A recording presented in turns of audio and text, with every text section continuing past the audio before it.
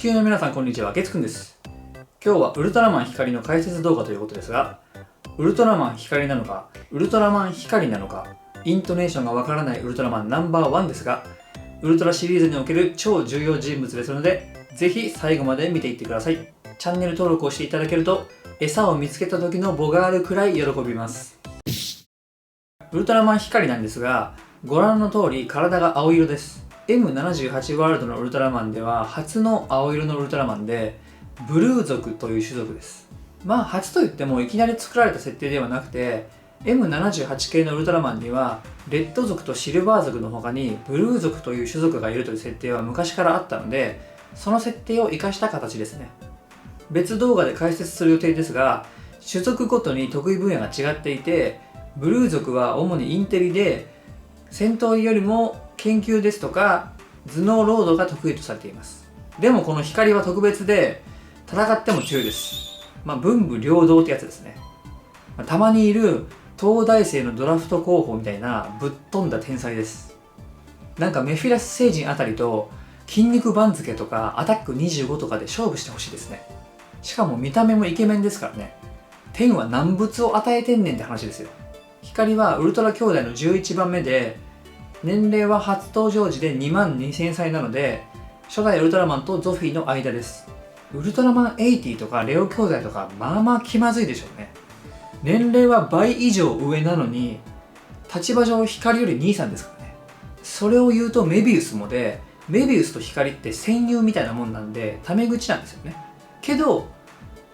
光はゾフィーと同期みたいなもんなんで、光はゾフィーにタメ口なんですよ。誰も悪くないんですけど、実は光ってめっちゃ絡みづらい人になってます。必殺技は光線技のナイトシュートと、ナイトブレスから出す光の剣、ナイトビームブレードが主です。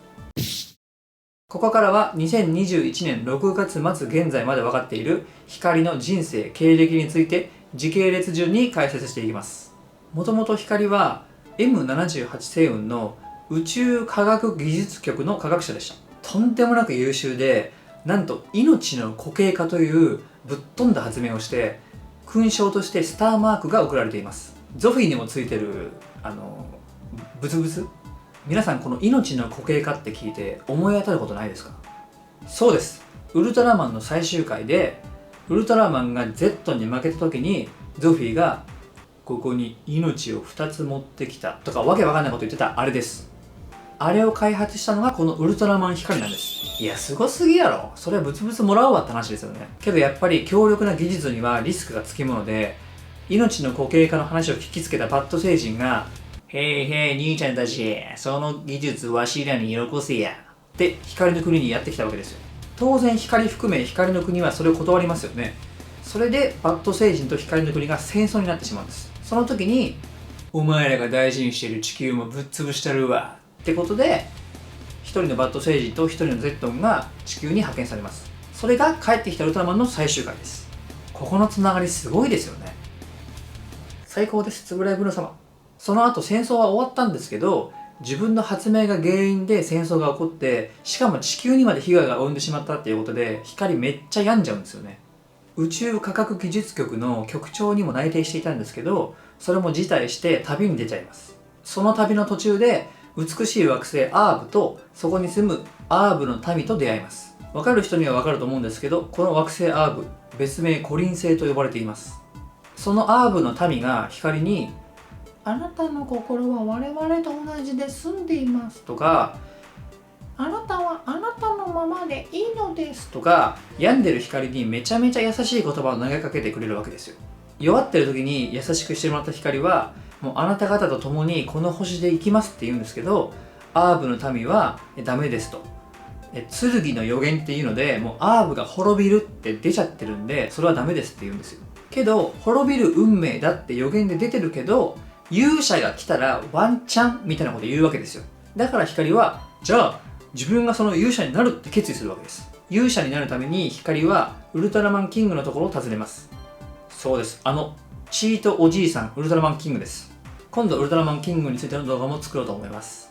それでキングの元を訪れた光は、キングから試練を与えられるんですけど、それを見事クリアして、ご褒美にナイトブレスをもらいます。で、そこからアーブに戻るんですけど、光が留守の間に惑星アーブが高次元捕食体ボガールという怪獣にめちゃくちゃにされてます。そこでボガールを止められなかった光は怒りと憎しみに心を支配されてしまってハンターナイト剣となってボガールを絶対許さない、絶対潰すと復讐の鬼になるわけです。ボガール絶対潰すマン、ハンターナイト剣となってしまった光はもうボガールどこじゃと、出てこんかいとね、探し回るわけです。それでどうやらボガールが地球にいるらしいとの情報をつかんで光は地球に向かいます。地球に着いた時、ディノゾールという怪獣との戦いで命を落としてしまっていた当時のクルーガイズの隊長芹沢和也という人物と一体化します。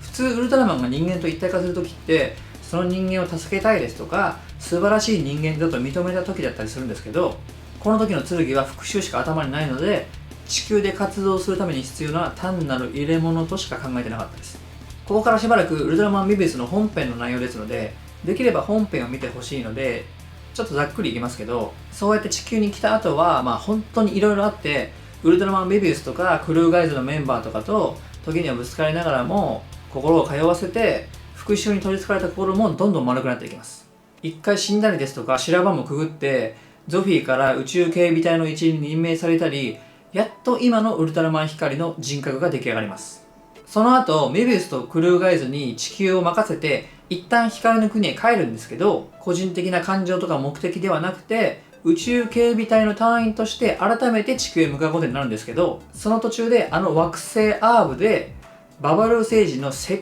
こい罠にはまります。でも最初と違って正しい心で剣の力を扱えるようになった光は地球でババルー星人を倒します。この辺だいぶ省略していますけど、光は地球とか M78 星雲光の国とかアーブとか宇宙中をかなり忙しく飛び回ってます。多分地球周辺の土地勘すごいと思います。で、なんだかんだあって最後は総力戦であのエンペラー星人と戦うことになるんですけど、その模様はウルトラマンメビウス本編でご覧ください。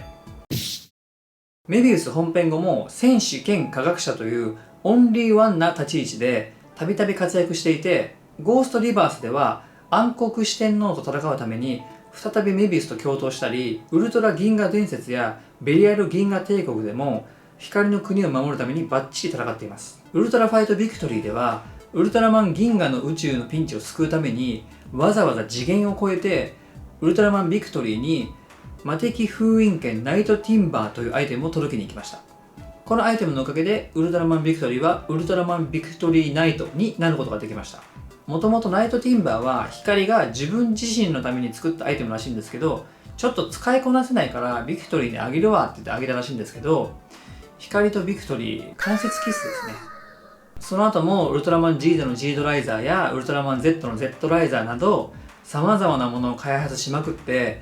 天才っぷりを遺憾なく発揮しています。ウルトラギャラクシーファイト大いなる陰謀ではゴーデス細胞からウルトラマンマックスを救った手柄を空に奪われたり、ゲネガーグにウルトラメダルを奪われるシーンがあったり、ファンからは愛のあるツッコミを結構見受けられましたね。とにかく光の国はウルトラマン光周辺のセキュリティを強化してください。ガバガバすぎます。はい、いかがだったでしょうか。ここまで見ていただいて本当にありがとうございます。光の国とかウルトラマン光とか今日一日で光って言葉何回言っただろうって感じですけど、ウルトラマン光の解説でした。今後も絶対ストーリーに絡んでくるウルトラ戦士ですので、皆さんも一緒に今後の光の活躍を楽しみにしましょう。こんな感じで全てのウルトラ戦士の解説動画を出していく予定ですし、ランキング系の動画とかこのだけの動画とかもどんどん公開していきますので、よろしければチャンネル登録、高評価よろしくお願いします。それでは次の動画でバイバイ。